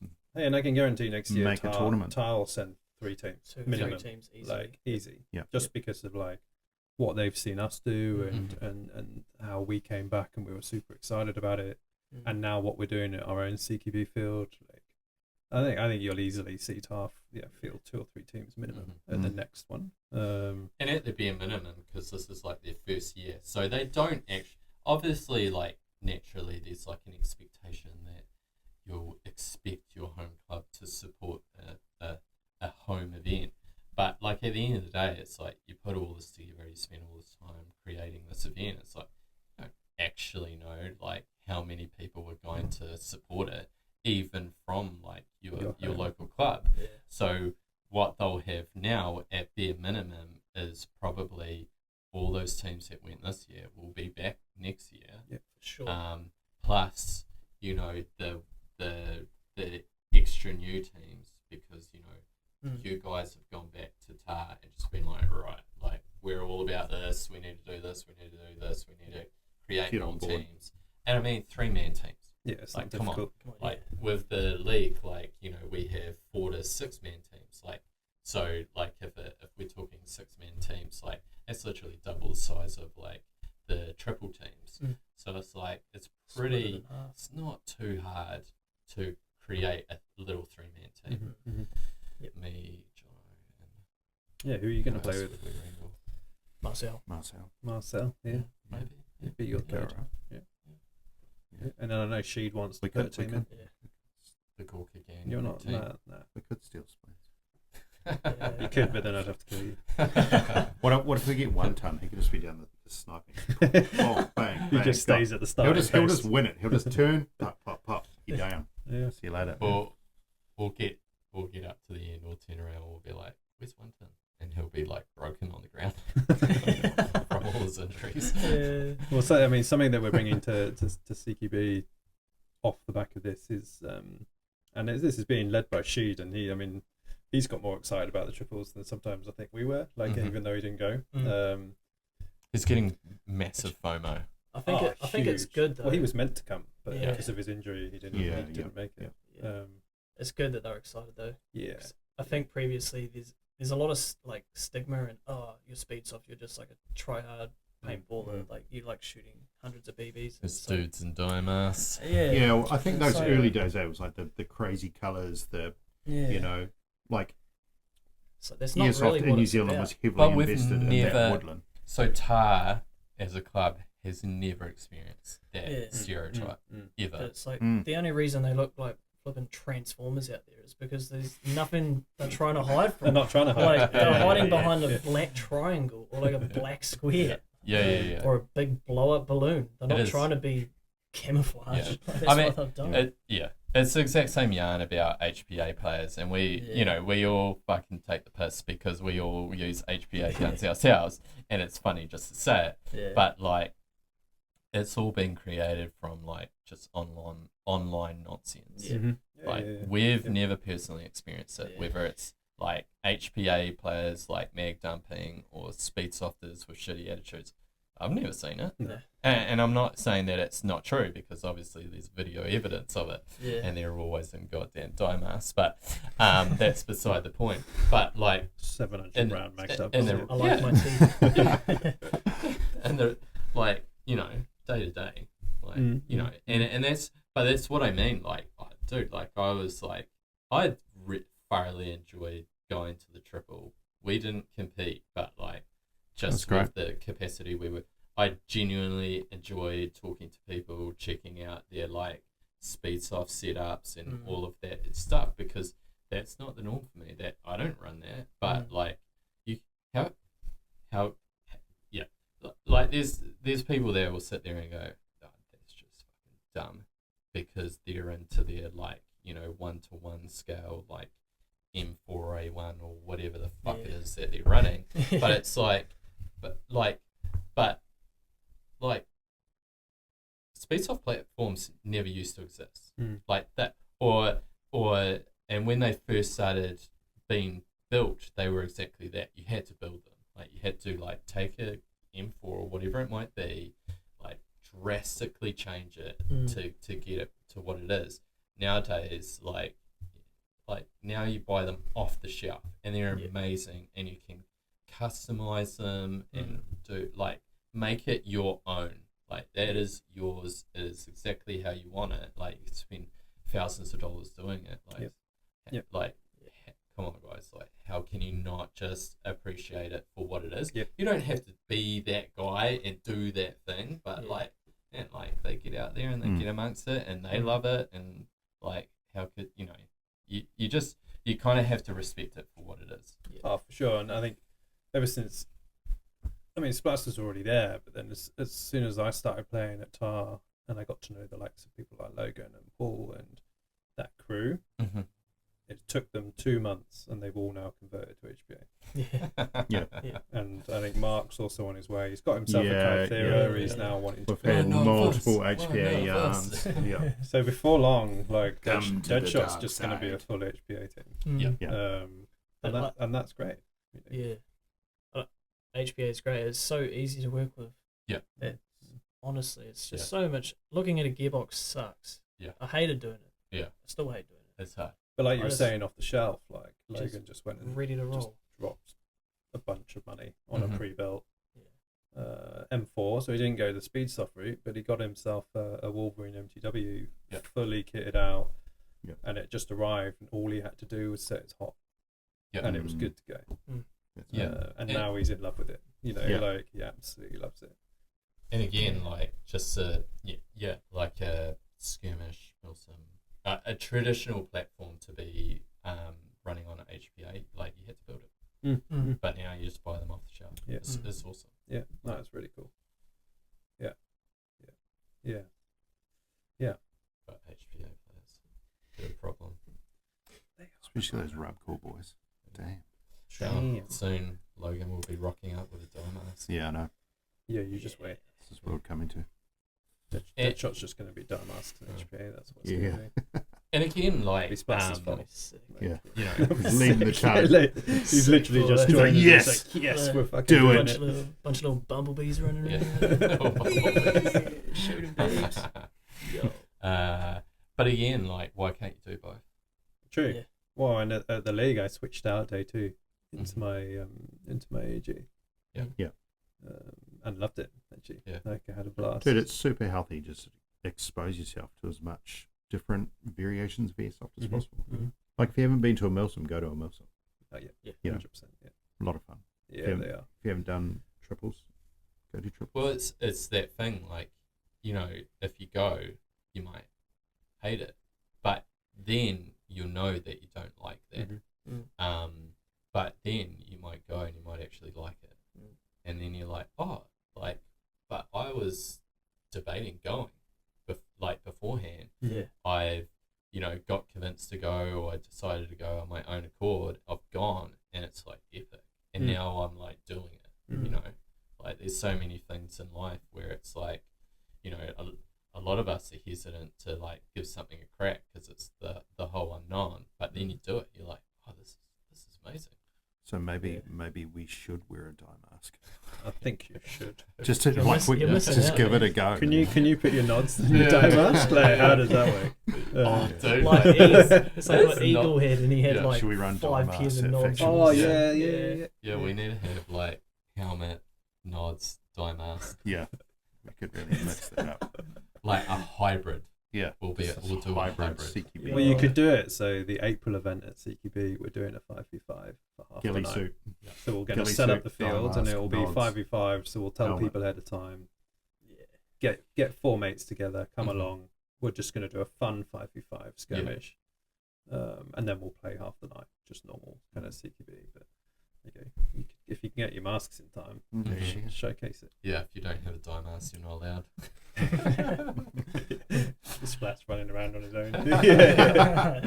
Yeah, Shooting shadows. yeah. You could probably like run fast enough. You like shoot BBs up in the air and kind of like arc them, and then just like sprint down the other end, turn around, be like, shoot some back. No, but I mean, but that's and that was actually Shoot's idea. Like he's super keen Mhm. to Yeah. just bring it in and bring that style of play in and give everyone a taste for it. And he's just like, I'll bring a barbecue. Like we'll just make a night of it. Like, yeah. I was Well, like, saying to me sweet. the other night, he's like, I've been thinking about bringing my coffee machine down. Yeah. I'm like, you sure you want to commit to doing that? You know what's going to happen. You'll get stuck behind that thing. But he's like, yeah, but I love it. Like, I'm like, all right, man. Like, if you Yeah, bring yeah, it yeah. down, I'll drink it. Yeah. Well, the last one, he was all cookies making pancakes. for everyone. Pancakes. Yeah. Yeah. no, It's awesome. yeah. So good. But he's always got his pour over with him, so Yeah. he's just handing it out to people. He's like, oh, Chris, Yeah, do you yeah. want a coffee? I'm like, Yeah. fuck yeah. Like, Yeah. thanks, man. That's cool. No, yeah. No. Yeah, I think, Sheet's obviously like a perfect example, but it has been a little bit of a tar, like mantra, whatever you say. Yeah. Yeah, like to go away with events, and kind of bring that, I don't know, just that enthusiasm. But that's the reputation Tar's got. Like, I'm fairly new back in, and the travel I've done just this year over the last couple of months to different sites and different Airsoft clubs, the rep of Tar is always, you guys are fucking awesome, and it's like, we can't wait to come back down to your field. And Yeah. that's just the rep that Tar has around the country within the clubs. I mean, I'm not saying the others aren't. Like, AWR was super accommodating. Like, loved those guys, thought they were awesome. Like, never really met the Rubcore guys, but heard a lot about them. Yeah. Oh, you're always going to have a good time with the Rubcore boys. Yeah, I remember it. And AHB the same. Like, super Yeah. welcoming.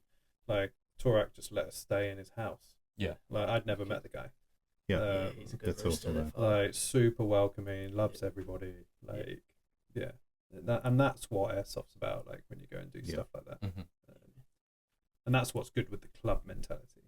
And I guess you go back to the difference between commercializing sites and having a club. Like, if you can nail the club culture and the mentality of it, and breed a good culture, you're never going to beat it with anything else. You can bring in a massive commercial entity, and it's not going to beat the culture that you've grown within the club.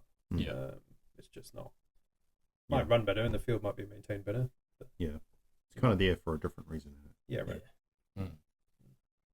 Yeah. So you obviously sucked at the start of the triple. You had to work through that. We don't have to talk about that again. You're going to get him upset again. So You haven't got your mask on. You can't cry into your mask. Yeah, he just slides it out. Is that why you wear dye masks? So you could just like cry into it. No Well, I one think knows. that's why he disappeared, so and he didn't want to talk to anybody. It wasn't sweat coming out. He's just the tears coming down. Just pure tears. super sweaty. But you obviously pulled it out of the bag and finished second overall. Well done, Yeah. boys. Congratulations. Yeah, thanks. Solid effort. Got the amazing TDM triple special effects shield. Second place. Now becoming legendary around the communities. Yeah. Oh yeah. So that must have obviously, it could, I mean, for anyone that's competing in any sport or event, like it's not exactly the greatest feeling when like the start of it isn't going to plan. And you're like, oh god, Yeah, it's like for sure. entire weekend going to be like this. Yep. Yeah. So you guys must have been pretty ecstatic to Yeah. claw your way back. Yeah, I think it wasn't until, in fact, the moment I think for me was when we got that round reversed, Yeah. and I looked I at was the like- scoreboard and I like, went, oh, we might have a little bit of hope. hold on, actually, we might Yeah. actually be able to make our way back here. We've got one win. Yeah. Yeah. But then after that, we didn't drop around until Yeah. we hit the finals. Which is what we needed. Yeah, Everything for us to make semis happened. yeah. For two teams to And play it- each yeah. other and So it win was- one apiece. It happened. Yeah. Yeah. I was stoked just because we got to play Torak in the finals, and that's what I wanted to play their team. OGs. Yeah. I was like, who we're coming to beat, and we didn't beat them, and that's what I kind of expected in my head. But they're just some great shooters. But Well, you want to compete against the best, right? yeah. Like that's like the ultimate test. Yeah. Well, I mean, they're great individual players, but then they also play together a lot. So they They knew Yeah. each other, and you could see them discussing tactics. Like, and we're there they knew what they going, were doing, yeah. I'm going to go left, you go right, see what you can do in the middle. Yeah, that And was they're us. there.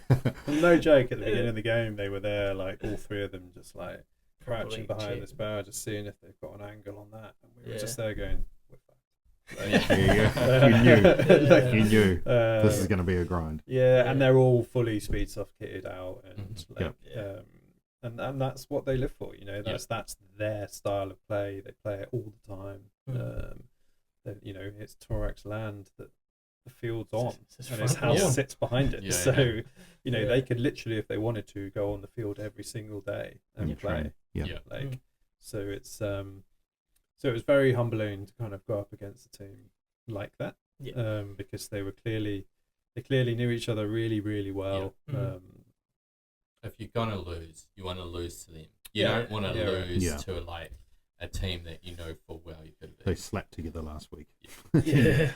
Well, that's what Slept happened. together on the way here. That's what happened. One of the first games we dropped 2 rounds. It was against one of the young gun teams, and we were Yeah. like, "Jesus, okay." And we got told by one of the mums afterwards that, "Oh yeah, they just put the team together because AHB asked for a few extra teams to be put in."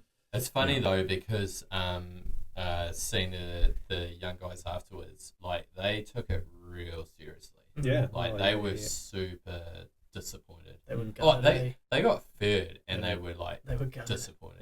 Yeah. And I'm Yeah. like, oh. And It's like, everyone dude, you was like, podiumed. Like, everyone was giving them high fives. Like, Yeah. man, Yeah. you guys are mean. Like, yeah. you're only 15 or however old you were. Younger Like, than that, I you think, guys yeah. are Yeah. fucking great. But that's Yeah. kind of like that young blood like attitude. Like we want to win.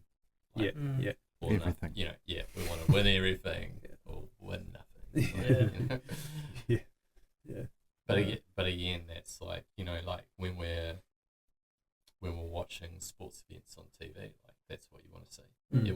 You want to feel like what they feel. You want to feel like they were like you like put like everything on the line, and you know, like if you lose, but you can see that those guys or girls, whatever it might be, gave it everything.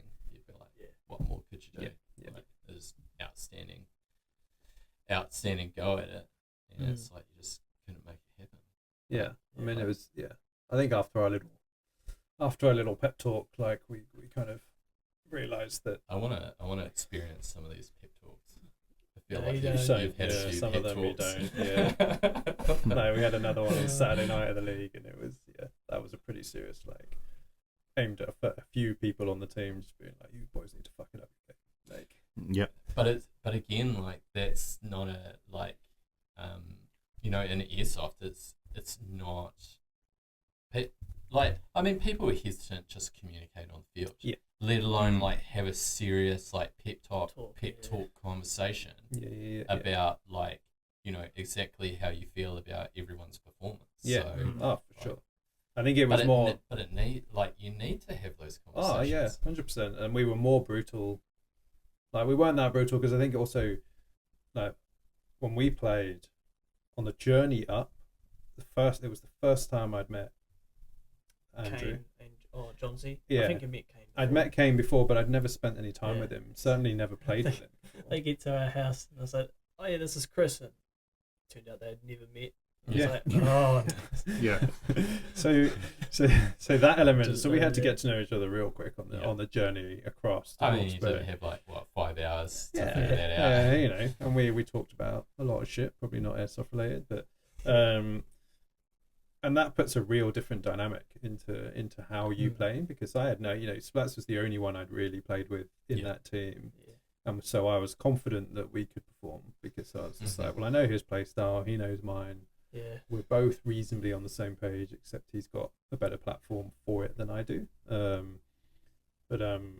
Yeah, the other two I had no idea until we had our first game and we started discussing some real loose tactics, and then it was a real quick learning curve for us as to, right, you like to stay and just kind of hammer a barrel, fine. yeah, Splats, you love to run, let's go.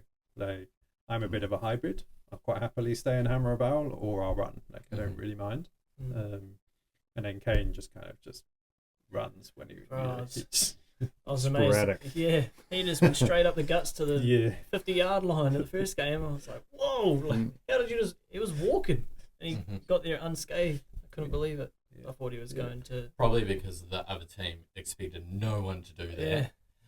And I was like, "Wow!" Yeah. And when I saw him do that, I was like, "Yeah, we've got this, man. We got the cake on this one." And then bang, bang, bang, and Tar's dead. I was like, "Whoa!" And that was another thing I think we didn't expect, which we then spoke about in our pep talk, was we went expecting all the teams to be hyper aggressive, and they weren't. In fact, the only ones that were the young guns. Yeah. All the other teams, they would pick their back 3 barrels pretty much, and just hammer other barrels until they hit someone, And then and move. then they would move. Yeah. So we learnt that in our first 2 games, and that's and then we started playing like that. Yeah. And then we started winning rounds. Yeah. So yeah, but that was we had to have those serious chats with each other to be like, cool, this is what we need to do. This isn't what we expected. Let's change it up.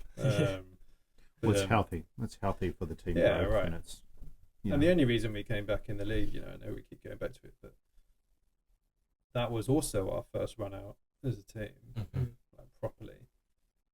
And we were disappointed. Me and Logan came back and we were furious after round 1 because we were just like, man, we played like shit and we're not playing this game the right way at all. And we did. We all sat around our campsite on Saturday night and I ripped it out of 2 of them because I was just like, the fuck are you boys doing? Like, you're not following anyone. You're just kind of like doing your own thing, and that's just not on. If we actually want to compete, like that's just not happening. Yeah.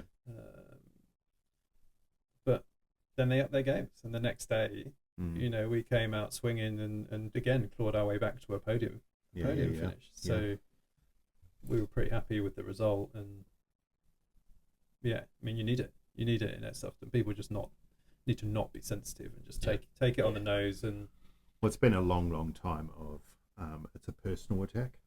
And it's not. It's literally, I'm just saying do better. And if I'm shouting at you on a regular game day, sure, take it personally, and you can shout me back. It's all good. But if we're on a level where we're competing, and I'm just spitting some truths at you and just saying like you need to really up your game, and if somebody does it to me and I can see it, I'm going to be like, shit. Well, it's these competition platforms pushing Airsoft in New Zealand into a sport realm, and that's like whether it's a coach or a team captain or whoever. Even just another team player saying, "Hey, man, that was shit." I've seen you do better. That's all. It's all positive stuff. It's all going to fit into the realm of competitive airsoft. Yeah, and I think if you have that attitude, and I think that showed in the triples and it showed in the league, that you can then up your game because you have those realizations. Yeah. And you kind of you realize that I need to do this, or I need to slightly change up what I was doing. Yeah, like I always harp on about, because people are like, I don't know about competitions and stuff like that. It's kind of not my jam. But my way of kind of explaining it to people is like, when I was racing bikes, like my first so many seasons, like there was no chance in hell you were ever going to get a podium. So it's like you do entire seasons where it's like you're never going to podium. So why are you there? You're there for personal development, and your personal development is you turn up to the track, you start off your day with doing lap times at this amount. All right, like my goal for me and my personal development is to knock like a second off my lap times by the end of the weekend. Nothing to do with podium, because like those guys are up here and I'm not there yet. Like so, like I need to break it down and find like what I can actually do, and actually get like some like real good, like be enthusiastic about doing that, and so you just like keep chipping away at it. But and that I think that's still something that airsofters are going to have to learn. And I think now that we've got things like the Airsoft League and the TDM Triple and things like that, will expose more players to it, which is like, hey, look, like you might not get first, second, or third, but like you can still walk away like being stoked with your performance because well, maybe one, you've never ever competed before, so now you've set like the benchmark, like your starting point of where you're personally at for yourself, for your team, whatever it might be, and now you guys can like chip away at that. So next time, say if you came to the first round of the Airsoft League, like at second round, right, what's your game plan? Because maybe you got fifth or whatever it might be, like what do you want to do? Like, and you can just, it doesn't have to be much, but like if you guys can like go to the second round and get a better result than you did the first round, sick. Yeah. Like, you know, like anyone on this earth is going to be stoked with that, and you just keep working away at it and things like that. It's like for the guys that are, you know, for like say like the Predators and Whiskey Squad at the Airsoft League, like those guys who are at the tippy top, like they can't go any further. They have to try and maintain that, and if they can't maintain that, the only way they can go is down. Whereas for everyone else, you're at the bottom. You get to go all the way to the top. So there's so much growth that can come from that. Like, you learn nothing from winning. You learn everything by losing. And so I just always say to people, I'm like, it's like life is all about self-development, man. Like, you get so much out of just like learning about yourself and things like that. And like, again, like there's so much opportunity in Airsoft. Like, a lot of like the majority of like the Airsoft community has never tested themselves, never been in a like competition structure to understand like who they are as a player. And it's like, you can go do that and just like get a baseline. It's like having a baseline of fitness. Like, it's all the same. Like, you just get to know yourself. Like, it doesn't matter what anyone else is doing. It doesn't matter if you're coming 100th place. Like, you're just learning about yourself. And it's like, oh, you don't like being at 100? Like, do you want to go to like 95? Like, how are you going to get there? You want to get to 80? Like, you know, like, what are you going to do? So it's also important lessons in how to play as a team as well, and you're learning man, everyone's strengths and weaknesses and how you play them against each other, and put everyone in the roles that they're good at. Because, you know, you get your all-rounders, but then you get people that are exceptional at doing certain tasks, and it's playing to those strengths, especially when you create teams. And I find a lot in New Zealand compared to the UK is you find a lot of ragtag teams here that are just put together to do an event. You know, like, so when we went to the triples, we just threw a team together. And we're like, we're off.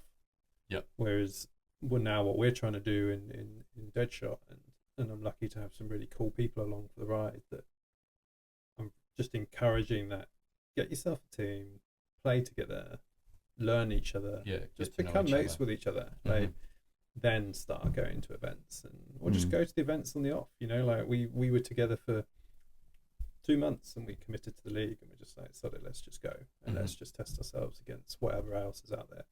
And we'd done barely any research of kind of what to expect when we got to the league, apart from we read the rules, and that's about as far as we went. And I had lots of chats with you about it. But as far as the team was concerned, like, we didn't really know what to expect from the team and how we would perform. But I think that's important, and actively try and encourage it. You know, I mean, you look at TAR, the only real team that anyone knows there is the Bees. Right? And everybody knows them, but they have got about 12 players on their roster that I don't know half of them. I've never seen half of them, I don't think. And then you've got a collection of other players that are always there. They're always keen to play, and they're always keen to do other stuff. And it's just kind of trying to encourage them to sure. And it's that whole thing, for a lot of these guys, they just don't know what they don't know. And it's like, how do we get them to go there to understand one or two things? That they really enjoy the environment, or they don't. But it's like, and it's not just a tough thing, it's just like New Zealand Airsoft problem. And aside from like getting a fucking bus and loading everyone on there and be like, right, boys, we're off. Get in the bus. The bus, the door is now locked. We can just host a normal club day. Like, everybody come, bring everything, bro. All your kit. Get in the bus. They're like, oh shit, what's going on? We've got a new prop. Get in it. And you have to sit down for a number of hours, and then you just magically get out. You might want to tell your families you're going to be away for a few days. We're just going to play at the top field, and we just drive to Auckland. You just don't stop. It's like, hey, sorry, if you need to go to the toilet, just here's a dye mask. Put it on. Like, I'm surprised. I mean, I don't actually know the ticket sales, but like, so the next event coming up is Faction Wars, right? Hosted at TAR. It's on our back lawn, basically. the amount of people that I'm seeing sign up from Tara is not very many. Yeah, I know. It should be yes. like 100 Do Tara it. members. Yeah, and Just do a it. bunch Yeah. of palmy You will guys. have a Like- great time. Like Splatz has Yeah. been the biggest advocate. Like literally every chat group I'm part of with Splatz, he's just like, Mm. "You going to Faction Wars? Go! Mm. It's so much fun. Sign up Yeah. for Faction Wars." Like, Why not? yeah, and we're trying to. Yeah, I think a couple more of the Deadshot guys will go. Yeah. Yeah. Like, So you you Oh, like it's super fun. you like playing airsoft? Go play an airsoft event. Yeah, but it's Yeah. that. It's Do it again. It's once that. and don't do it again if It's you that don't like. encouragement of it's the unknown. Like I've had Mm. both the Peacocks, like Peacock and Peacock Junior. They're like, we've got no idea what this event is. Like, Yes, exactly. what are we meant to do? What side do we pick? Like, who do we join? Like, what, I'm what like, do we wear? And I was Yeah. like to Peacock Junior, show up in Yeah. a tutu, man. Like you be price for best Yeah, dress. dude. You'll Yeah. get something. yeah, and it's just like, just go, just select Yeah. one and just Yeah, sign up man. and Like go. we're going as Mexicans. Like, Yeah. yeah, come on. And it get like, yeah. Just I pick don't something. know, man. Wear Like, a dye mask. It's Get again. creative. It solves all issues. I tell you, Dye mask and Mexican hat. We're just Yeah. like Yeah. invincible. Man. Wear a dye mask. Your ears are safe. Yeah. Again, it's like It's a game changer. if you had like like a way of like measuring enthusiasm, like if you've got guys that have gone to Faction Wars before, because these are the guys like yourself, that and And us, fizz faction like wars. it's like I know nothing about Faction Wars. Who should I talk to? Talk to the guys that have been to Faction Wars before, and it's like you can find them real easy because they're the ones going, oh, you go to Faction Wars. Yeah. Oh, you need to go to Faction Yeah, Wars. yeah, yeah. Oh, this is what we're doing this year. We bought like lever actions. We're dressing up as Mexicans. Like it's like, bro, like does the level of enthusiasm like not kind of like It's crack like up, man. tell you that Yeah, it's going to this be a is cool something event. you should go yeah, to. yeah. You know, And literally, that's the only reason. Well, not just you, but the people I've spoken to, so it's been Splatz, you guys, and Sheed, is the only reason why I'm super gutted that I Yeah, can't yeah. go. Yeah. And I Yeah. still don't really know much about the event. Like, I'm just Yeah, like, yeah. but these guys are so excited. Yeah. Now I'm Yeah. gutted I can't go. But still don't have a clue what the event's all about. It's But just good airsoft. Really good airsoft. That's what it I is. think if you could get together enough enthusiastic people that could talk about it in a certain way, you could get people enthusiastic about picking up dog poo. If you Dude. just had the right people. I mean, if probably, you're like, yeah. honestly, guys, this is fucking amazing. You're gonna have Get a shovel, man. fuck man, the way you slide the shovel in, and you just get it really crisp, like you could, and it's what I don't understand. It's like, you know, you've got people like Splatz, Sheet, like everyone going, It's a thing. this is an event you need to go to. It's like, And you don't even need to travel anywhere. It's literally right here. Yeah, just Like- go. It's and Please. yeah, this along. is a thing. This is this weird thing. I mean, we've spent thousands of dollars marketing an event before. And you get to the end of it, and I'm sitting there going, looking at crunching the numbers, going, well, we spent like X amount of money, like hiring a helicopter and doing this and that and everything else. I'm like, did it make a difference? Like, I don't know, man. I actually don't know. Like, we possibly spent a whole lot of money. But like, I'll be disappointed if round 3 of the league is in TAR as well. Mhm. I'll be disappointed if we don't get 20 disruptors minimum Mm. from TAR Oh, going, like, because it's on your back lawn. It's a full day and a half of airsoft that you're not spending a huge amount of money. I'll call Tar out on this. I know why we won't, because Tar charges $10 for a club day. At Airsoft League, the disruptor roll, it's 2 days, but it's $50. So split that up over 2 It's days. not even $25. expensive. $25 per day. It's Nah, cheap. too expensive. But then you look at sites in Auckland that are charging 40 plus, Yeah. like easy. Yeah, but it's not Tar's environment. Yeah. Like, yeah, there are clubs that are charging 4, 5, 6 times that amount to go play a day game. But it's just the environment you're in when you're just used to paying $10, $10, $10 Back in the to go. day, when I first started, Oh, back in the day when I first started playing airsoft, or like when Dad was running the club, it was every single weekend it would go full club, full day, and half day. and then half day.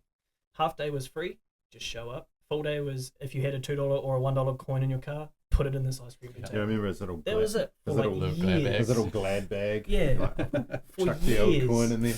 And that moved up, and it went $2 for a half day, And then it was compulsory, $5 like- for a full day. Yeah, and it was Just like, out oh the man, gate. people are freaking out. You got to use a note. So our main, so the main site we used to play at in the UK is was an old prison. It was 25 minutes drive from my house, and our whole team used to play there every single week because they had game days every single weekend. And you'd get anything from kind of 60 to kind of 130, 140 players consistently every time you went. But they would charge £50 a game day. And we were paying that every week and driving up there every day. And we're just like, it's like $100. Oh, it's over there in New Zealand dollars. And everybody's happy to pay that. Yeah. Because the site's incredible. It's being run well. Like, Yeah. But that is also the standard. It's like, oh, you And it want to was the play standard, Airsoft? yeah. How much does it cost to go play Airsoft? Oh, £50. Oh, Yeah, okay, yeah. cool. And then our other local site, like, it was the shitty rundown courthouse right in the middle of the city, which was as CQB as you get. Like, you're up and down these tiny windy staircases, and like the cells are underground, and those OG British courtrooms that you see in the old movies, where the prisoner gets brought up through the middle. It was two of those big courtrooms, cells underground. Yeah.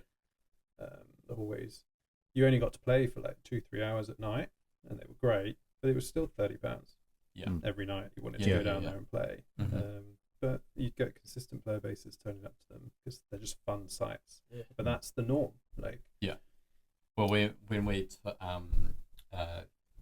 were on Zulu 24's podcast, we got into the conversation about the costs of playing Airsoft in New Zealand versus the US, and Dave and all the boys were just like, man, it blew their mind. They're like, you guys pretty much pay nothing to play Airsoft. which is why I'm not afraid about spending money on other airsoft related things, because I'm like, well, the game day cost me nothing, so I'm just going to spend out on other things because I've got the spare money. And if you have that right attitude, you're like, oh man, like I can just travel around the country and pay minimal money to do all these events. But there is very few people that have that attitude. Well, Splatz and I were talking on the way back. I think it was on the way back from Hawke's Bay. We were just like, man, why don't we just put a Saturday and Sunday aside? We'll head up to Auckland and we'll just choose 2 sites up there and we'll play it Saturday and Sunday and then come back. Then we've got the experience of 2 new sites. We've played 2 days of airsoft and then we've just come home. Like, and it's an easy-ish drive up to Auckland. Stay 1 night somewhere overnight. 2 games of airsoft, come back. So doable. It's so doable. 100%. And with game fees, like.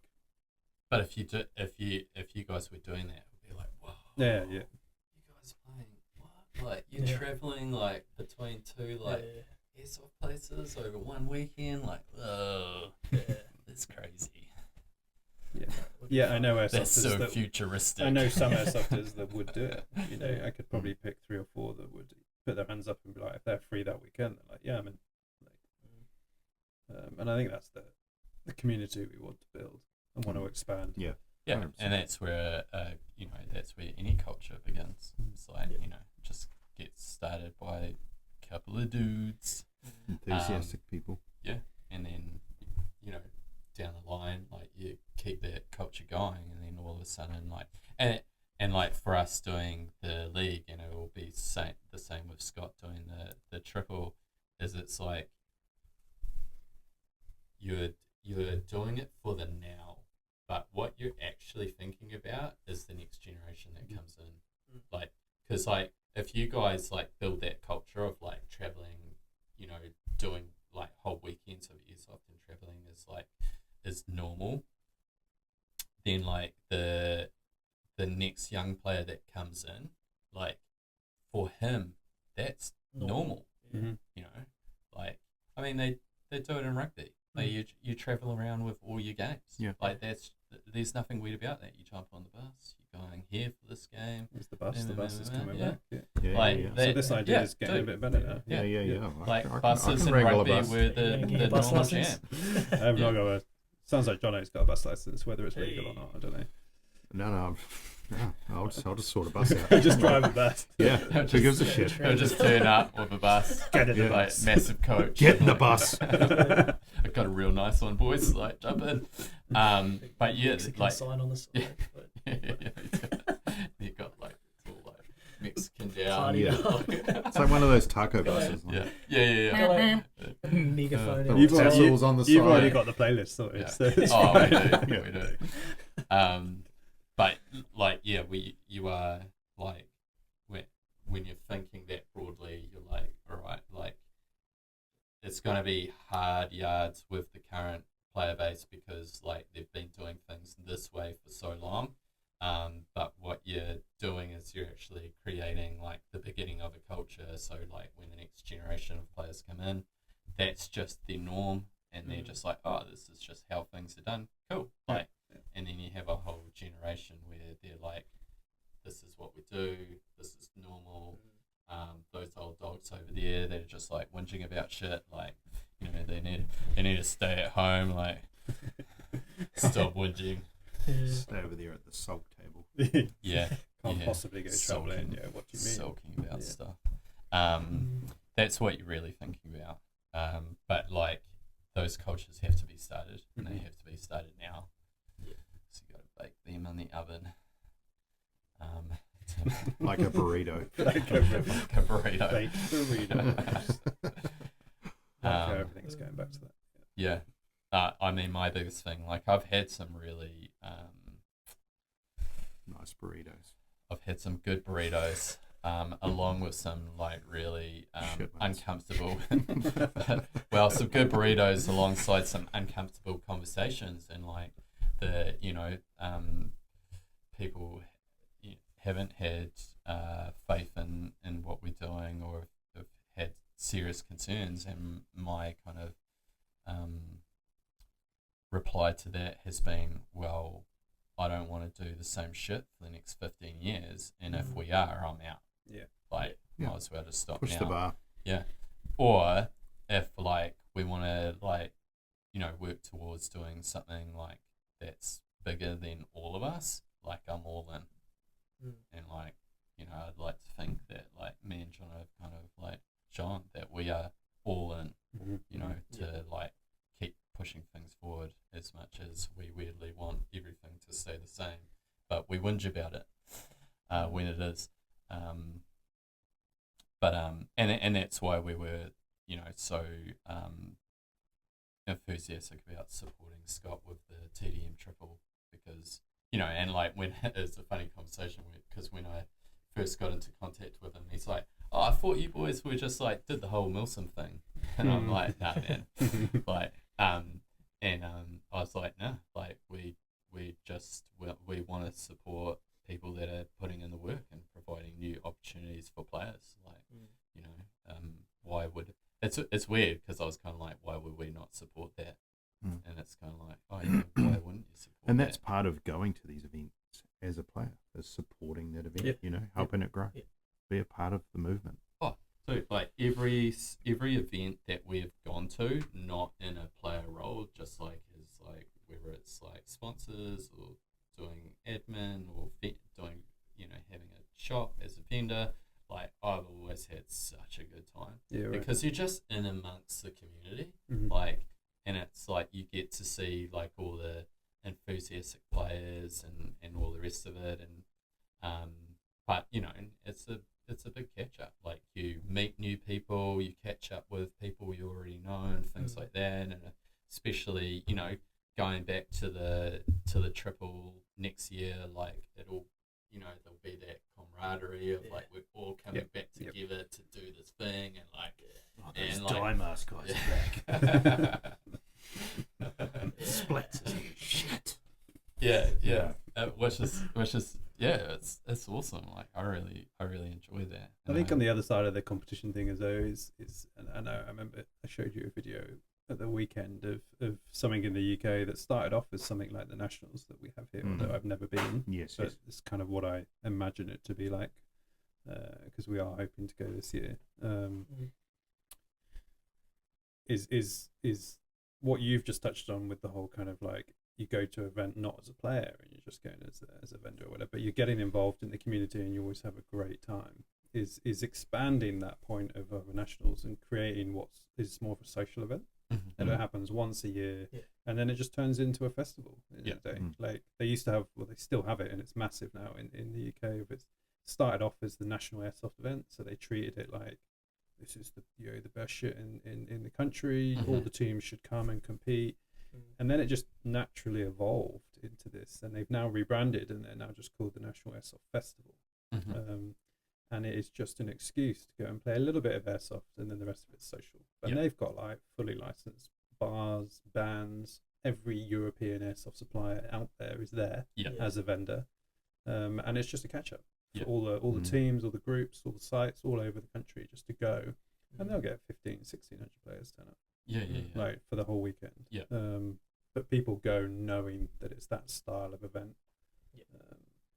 So it'd be cool to see something like that come out as well. It's kind of what it's like once you unplug the batteries at the end of the day. Everyone just you go sit in the middle of another club and everyone just mingles. It's a great time until you get 2 hours sleep and you go do it again tomorrow. But it's a milsim and you are tired. It's not fun. But that's what we like. But you'd love to see the triples and like the league and stuff like that. All these other sort of competitive elements. Is like when we went to the triples, we were the only ones staying on site. So we lost that whole. But everyone else had a house within probably 10-minute drive. So and then at the league, same deal. Like we were the only one of the only. Well, weirdly, like at the league, and I don't know why this happened because I had the layout of where the camping area was, but like there's a whole massive group that camped in a completely different area, and I can only guess that that's what they've done in previous events. But I'm like, I was kind of like, what are you guys doing?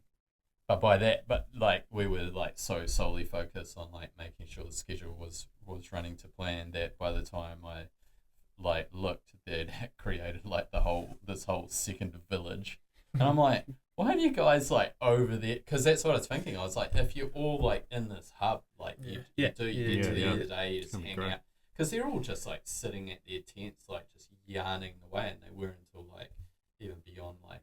But the container shelter kind of became a bit of a hub, you know. There was you guys were floating in and out. They don't come see us Saturday night though. No, not really. We came and saw you Friday night. You did. You, me, Shane, and a bottle of whiskey. But that was it. Even Saturday night, there wasn't very many people there.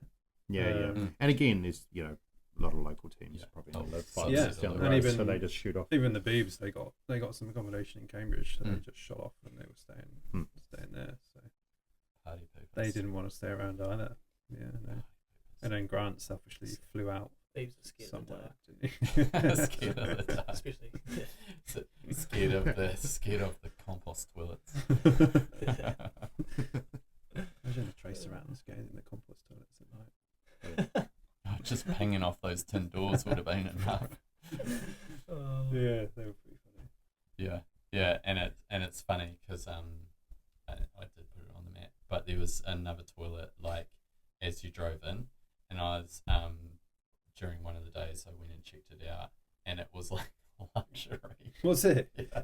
So I remember seeing it on the map, and I was like, I'm sure he said there was another toilet somewhere. Yeah, but I was cracking down up. the driveways, kind of the gate. Like luxury by the main toilet gate. in comparisons. Yeah, you go for a drive out of the. It's like luxury. That's right. We all had to go on the compost toilet. It was okay. Dude, it's like it's part of the experience. Yeah, right. Part of the experience. Yeah. Pooping into a drop toilet and then throwing. It's like soil Milsons, on it. just shitting dig a hole in the forest. Oh well, yeah, that's true. Like it's like the compost toilets are pretty luxury compared to like digging a hole with a spade. Getting shot in the arse while backing one out. Milson, that's what it's about. Come to a Milson. Get shot while Shit in a shitting. hole. doesn't happen at triples. Dig No. a hole. With showers and plum toilets at triples. Yeah. Times. Very cool. So definitely. Well done, guys. Yeah. Placed well. Yeah. Thanks. Yeah. Definitely next It was year. good to see. Yeah. It's Yeah. fun to play. It is fun. Fun to be amongst Mm. doing it. Yeah. And the AHB guys, they did really well. Oh, they're Yeah. awesome. They're like-minded. They're quite similar. With, Yep. Yeah, they are. TARS mentality. Mm. So they're just all up for a good time. Bunch of guys who like shooting corn at each other. Yeah. Yeah, boy. Yeah. And it's Love it. it's awesome to see that Scott's willing to sacrifice the time and the and put in the effort to creating it, and then be because I'm like, dude, we could sit here all day and pick everything apart, but I'm like, all from what I can see, with the enthusiasm of the players afterwards, I'm like, dude, Why? Great event. yeah, They nailed it. we'll be taught, if he just keeps heading in that direction and just keeps chipping away, hopefully we can sit down with him in 10 years time and be looking at what the triple is now. That's what will be super exciting, and there'll be 20 teams, and they've been teams for a number of years and all the rest of it, and we'll be like, oh yeah, remember that first year where we did the triples, blah blah blah blah blah. The whole origin the dream. story. Mm. Yeah. So and he's obviously already promoting Planning the next 20. one. Yeah, man. It's 2027. got the wheels in motion. Yeah, he has, which is great. Yeah, which is awesome. And For sure. again, that's not norm for Airsoft in New It's Zealand. super positive. See a guy, 12 months out. Yeah. Yeah. Pouring some energy into the next one. It's awesome. It's great. Well done, boys. Very cool. Yeah. Second place, first place next year. That's the plan. No pressure. We'll be against Torek again without a fail. You can only go up. Yep. Wow. I hope so. Hope I so. mean, we could go down. Yeah. It's a long way down. Yeah. Cool, boys. That's All right. right. Well, thanks for coming along tonight All right, thanks. and having a yarn cool. to us. Yeah. Cheers for We having love us. hanging out with you boys. So thank you. Thank you. Yeah, it's just an excuse to hang out. Yeah, really. I mean, that's Yeah. all it was, wasn't it? It was Yeah. just to hang out. Yeah, and we'll come hang out with you at the 2027 TDM triple. Yeah, for sure. Do it all over again. Yeah, Definitely. For sure. there'll be plenty of tar teams there. So. Let's see it. Maybe Make it happen. Maybe you. Make it Mm, happen. Tom. maybe. Yeah. Maybe. Maybe we Yeah. can do something. Or maybe some burritos. Yeah. We'll We bring could. the burritos. That's the name in it, Burrito Bandits. It's just going to live. Yeah. We could have a Yeah. taco shack. Yeah. forever. Maybe that'll just be the team name. Yeah. Just have our Just the con- burrito bandits. Just convert one of your vans. That's into really a hot, taco. mate. Yeah, East Coast. Taco Shack. Yeah. The three burritos. Yeah. We'll come over in a little taco van. It's like backfiring and pulls in. Come and start.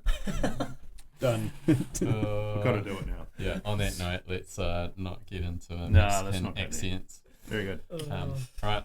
That's All right. us. That's Until us. next time. Sweet. Thank you, Sweet boys. as. See you later. Later on. Later.